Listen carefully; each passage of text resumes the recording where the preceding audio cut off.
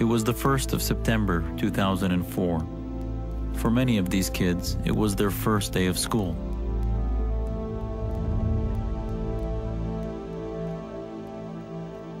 What started out as a day of great joy and excitement ended as one of the worst hostage tragedies in human history. Inside this gymnasium, more than 1,200 hostages were crowded together with explosives suspended above their heads. 3 days later, over 300 hostages were killed, including 156 children. The terrorists were Muslims, and they carried out the attacks in the name of Islam. I'm also a Muslim, and I've dedicated my life to fighting the threat of radical Islam. How you doing? Fine.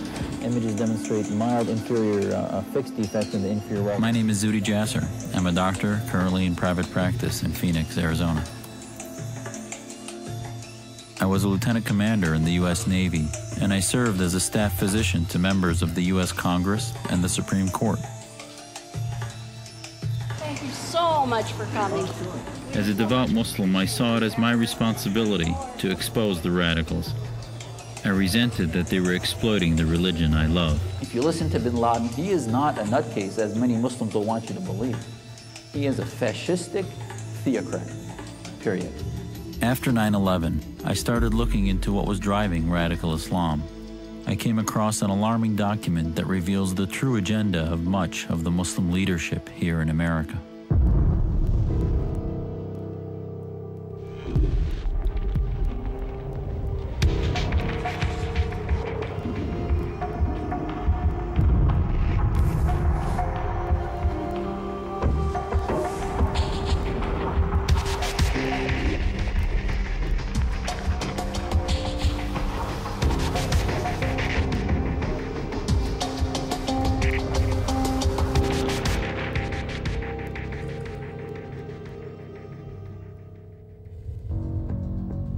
It didn't take long after 9/11 until it was revealed that Muslims were behind the attacks.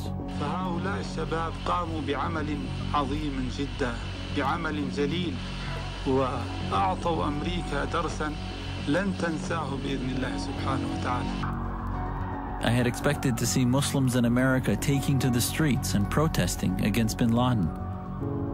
Instead, in the years that followed, we saw many Muslim leaders standing up to defend or support the radicals. Stop calling them suicide bombers.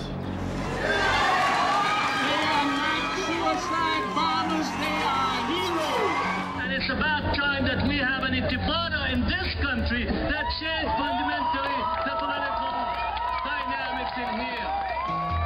So I formed my own organization, and I protested. Where are the Muslims? Where are they in speaking out and condemning terrorism? Local Muslim leaders refused to participate in the rally. In fact, shortly afterwards, I was outcast by the Islamic leadership across the country, and there was even a cartoon published in a Muslim newspaper that portrayed me as a dog cannibalizing a religious leader. It wasn't until I saw this document written in America by American Muslims that I understood what was really going on, a strategy to infiltrate and dominate America. We all know about terrorism. This is the war you don't know about.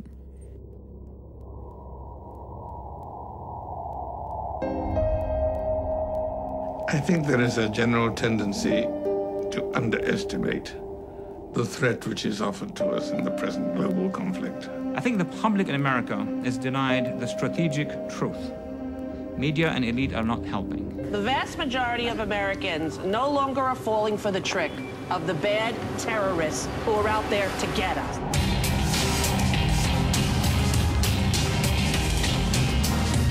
They are framing the debate as Iraq, or as Afghanistan, or as Guantanamo Bay. They're not showing the public the big picture. جهاد ابتدائي معناه غزو العالم من أجل نشر كلمة لا إله إلا الله محمد رسول الله في ربوع العالم. It's an entire movement, and the idea of it is hatred for our way of life. فأمريكا إلى زوال والإسلام إلى بقاء.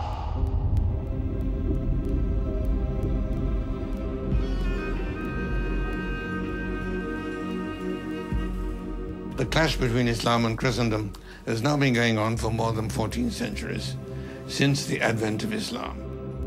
The first key point that Americans need to know is that this is a war, a jihadist war, which started before 9/11, before the end of the Cold War, before the beginning of the Arab-Israeli conflicts. It's a very long war with deep roots. This is a war about religion, not because we wish it to be so, but because the radical Islamists have named it so. فهذا يدل بوضوح على طبيعة هذه الحرب وعلى أن هذه الحرب هي حرب دينية في الأساس.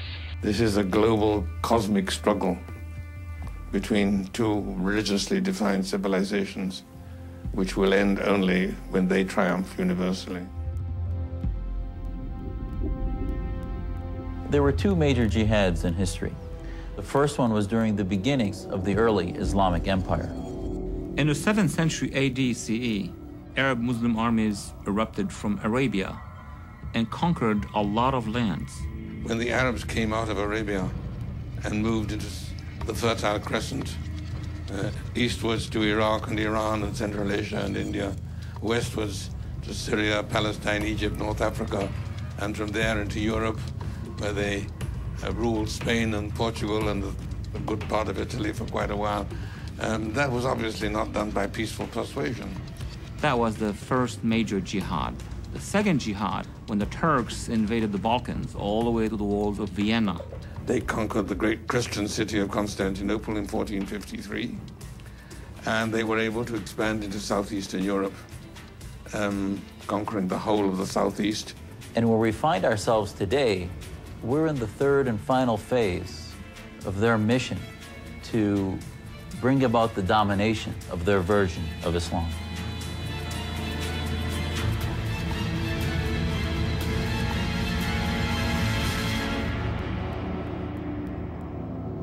If one wants to find out what is motivating radical Islam, surely it's more sensible to look at what they actually say they're doing and what their intentions actually are.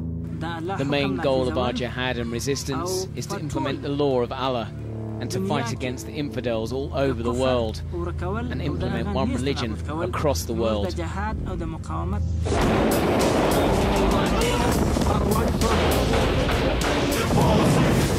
is a foreign policy to expand the Islamic authority all over the world. ما نعتقده أن جميع الأرض لا بد أن تكون تحت حكم الإسلام لا يخرج عن ذلك ذرة واحدة منه. تحت العالم من أجل أن تنتصر كلمة لا إله إلا الله محمد رسول الله على قبة موسكو وواشنطن وباريس. In the world's most populous Muslim nation, a call for Islamic law. So when we look at the conflicts in India, Chechnya, Gaza, Indonesia, Iraq, Somalia, and countless other countries, this is what's at the root, the quest for Islam to become the dominant religion and Sharia the law of the land. It seems so preposterous and so unbelievable, but yet thousands and millions of people follow this and take it seriously.